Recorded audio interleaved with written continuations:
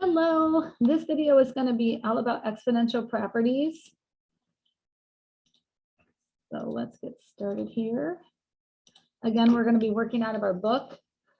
So if you want to go to page 52, that's where I'm going to refer to the problems from.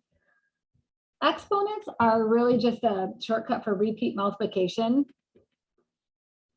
And I first want to kind of go through a couple exponents here. And you're going to see the first one is 3 squared. And that is really 3 times 3, which is 9. And then the next one is 3 to the 1, which is 3. And there's always an unsaid 1 there, just like there's always an unsaid 1 being multiplied here, which is 3. And the next one, 3 to the 0, means that we don't have any 3s, but we always have a 1. So that's why 3 to the 0 is 1. Now, if you take 3 squared and you divide by a 3, then you take 2 minus 1. So if you take 3 squared, which is 9, and if you divide by a 3, you get 3 to the 1. So you're subtracting one of the exponents. And so if you take 3 to the 1, which is 3, and divide by 3, you get a 1. And so if you do the same thing, if you take 3 to the 0, which is 1, and divide by 3, you get 1 over 3. And so when you have a negative exponent, it means the number is going to be in the denominator. So 3 to the negative 2 is really 1 over 3 to the positive 2. So I kind of like to think of it as 3 to the negative 1 is in the numerator right now. So let's just write this. 3 to the negative 1 is like a 3 to the negative 1 over 1. And he's unhappy there. So he becomes happy if he goes down here. Okay. So let's look at a few problems from the book. So here are the 3 problems that I have going. If you want to jot them down, 2, 3, 16, 19, 21. I'll let you write a few of those down before we get started.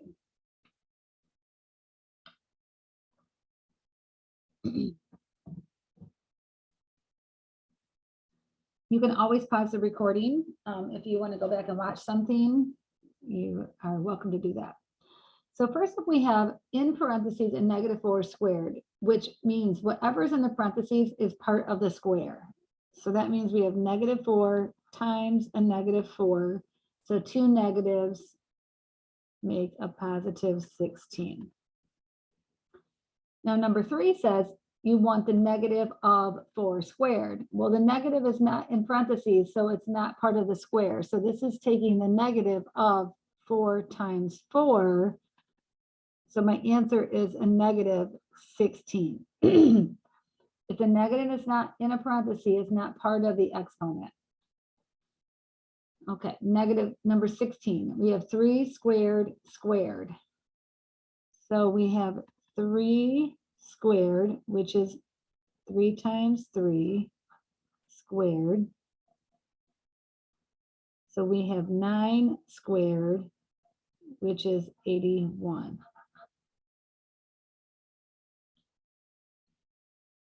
Then we have 3 to the negative 2. So just like what we did up here, that's 1 over 3 squared, which is 1 over 9.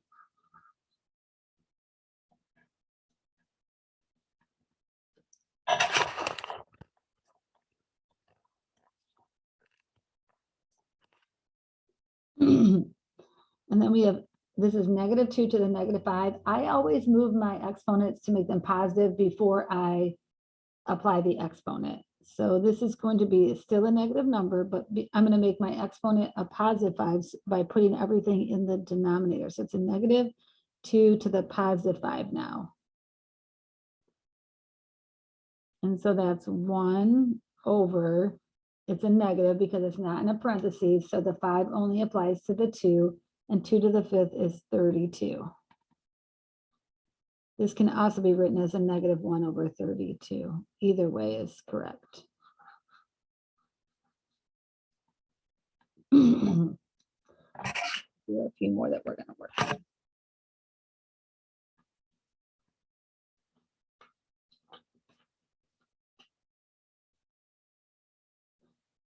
Okay, so number 27 and on, we have some symbols. So we have letters representing unknown values. So we're multiplying 8x cubed times 10y to the 6th. So the numbers get multiplied. 8 times 10 is 80. And then the x's have nothing to combine with, and the y's have nothing to combine with. So they get written as is. Now on 33, our numbers get multiplied. So 4 times 3 is 12. And we have x to the 6, and then we have an x here, which is x to the 1. And that's like saying we have 6 x's being multiplied times another x. So it's really just 7 x's. So x to the 7.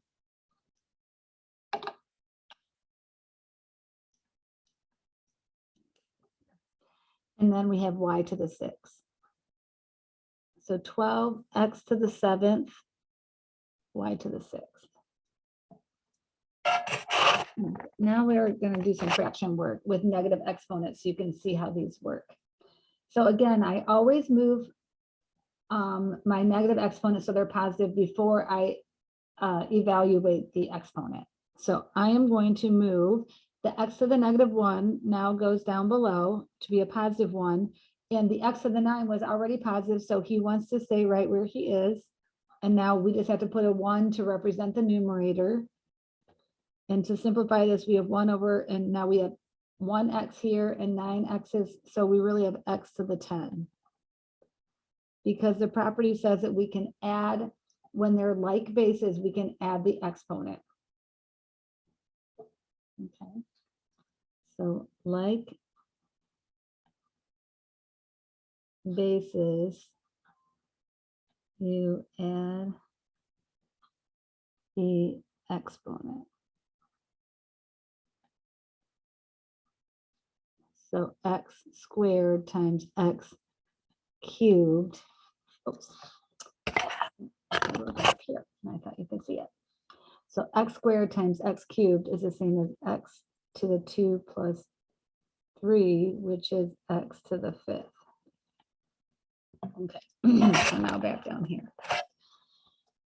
Okay, 47. We have a to the negative 6. So that one we have to move to make it positive. So a to the 4th is already happy, and now a to the 6 will be in the numerator. And now they're both in the numerator, so I can just add them. So that's a to the 10th.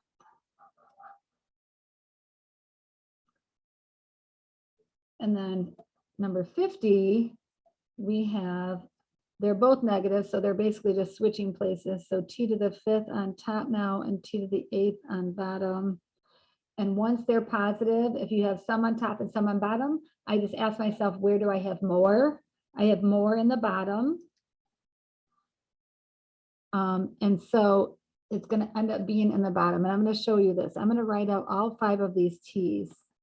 So you can see this, and I'm going to write out 8 t's down here. 1, 2, 3, 4, 5, 6, 7, 8. Okay. And then we're going to cancel because every t over t makes a 1.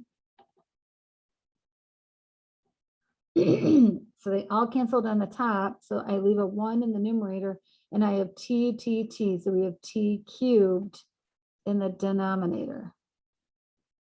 So you make them positive, and then you ask yourself, where do you have more? And the difference stays there.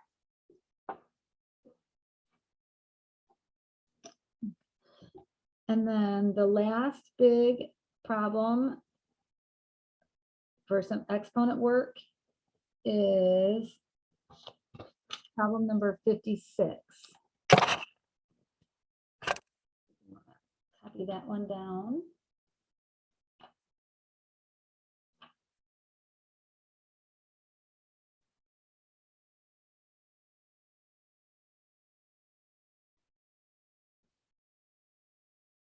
Okay, so this one, again, I am going to try to get rid of my negatives first. But because they're part of an exponent to a power, I have to take care of that and then see if I have negatives still. So an exponent to a power, we multiply. Exponent to a power, multiply. Okay, so I'm going to show you why. So 2 to the third squared means I have 2 right here of these 2 to the thirds. So 2 to the third, 2 to the third, 2 to the third. Oops. I have two of these 2 to the third, sorry, 2 to the third, 2 to the third. And this means I have 2, 2, 2, and then this one means I have 2, 2, 2. So I really have 6 2s. That would be the 3 times 2 is the 6 2s. So likewise here, I have x to the negative 4 to the third. So I'm going to multiply these. So that becomes x to the negative 12.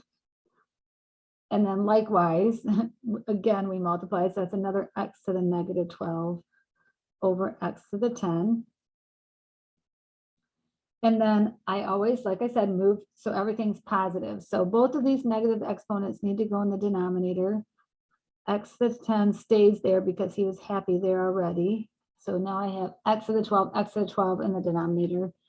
And I always put a 1 so there's a placeholder in the numerator.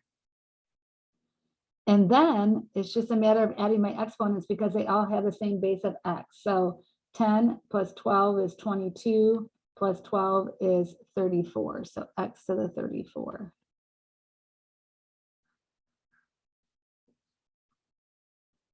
And that is our little lesson on exponents. Catch me back for the next one.